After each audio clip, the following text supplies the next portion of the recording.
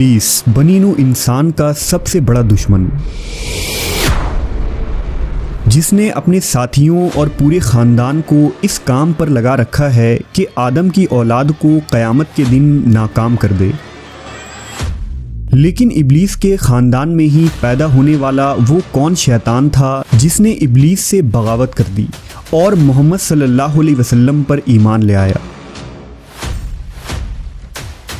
जब उसकी मुलाकात हुजूर से हुई तो उसने आपको क्या बताया और अब वो शैतान कहाँ है?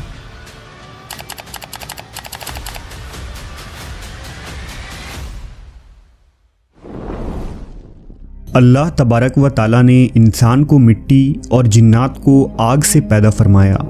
उन्हीं जिन्नों में एक जिन जिसका नाम इब्लीस था, उसने आदम अलैहिस्सलाम को सजदा करने से इनकार किया था, जिसके पादाश में उसे बारगाह खुदाबंदी से निकाल दिया गया।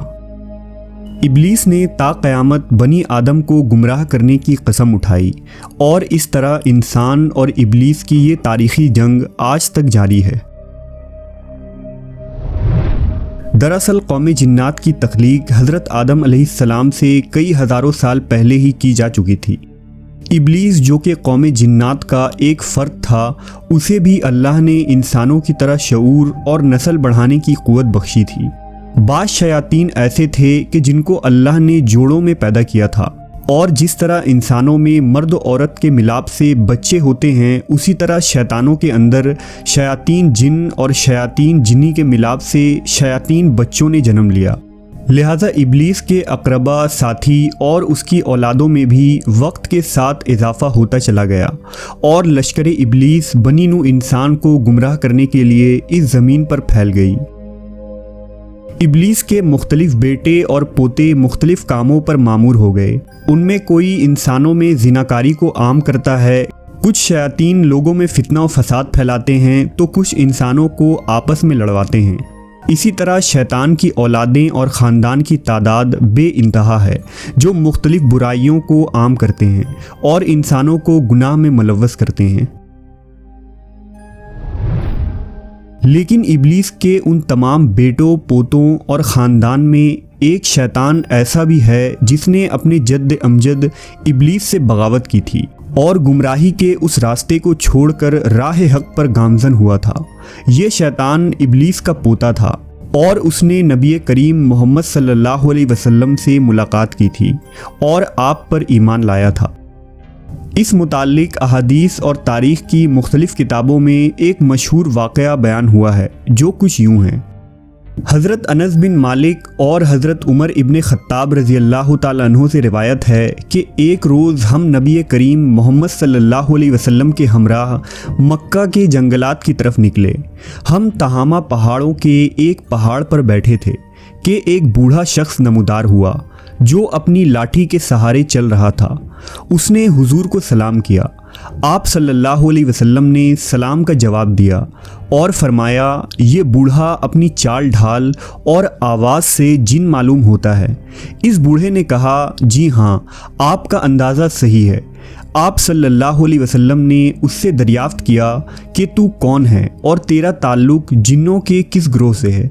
उसने कहा, मेरा नाम हामा है, मैं हीम का बेटा हूँ जो लाकीस का बेटा है और लाकीस इब्लीस का बेटा है। इस पर नबी सल्लल्लाहु अलैहि वसल्लम ने फरमाया, गोया तेरे और इब्लीस के दरमियान सिर्फ 2 पुश्तों का फासला है। उसने कहा, हाँ, आपने दुरुस्त कहा। फिर आप सल्लल्लाहु अलैहि वसल्लम ने उससे दरियाफ्त किया कि तेरी उम्र कितनी है। उसने कहा, या रसूल अल्लाह, जितनी उम्र इस दुनिया की है उतनी ही मेरी उम्र है, या शायद इससे कुछ कम होगी। जिन दिनों काबिल ने हाबिल को कत्ल किया था, उस वक्त मैं बच्चा था और मेरी उम्र चंद बरस की थी, मगर बात समझता था। पहाड़ों में दौड़ता फिरता था, लोगों का खाना और गल्ला चोरी कर लिया करता था और लोगों के दिलों में वसवसे भी डाल लेता था कि वो अपने अजीज़ व अक़रबा से बदसलूकी करें। इस पर हुजूर ने फरमाया, ये तो बहुत बुरा अमल है। उसने हुजूर से कहा, मुझे मलामत न फरमाइए, क्योंकि मैं उन लोगों में से हूँ जो हज़रत नूह अलैहिस्सलाम पर ईमान लाए थे और उनके हाथों तौबा कर ली थी और दावत दीन के काम में उनकी मदद की थी।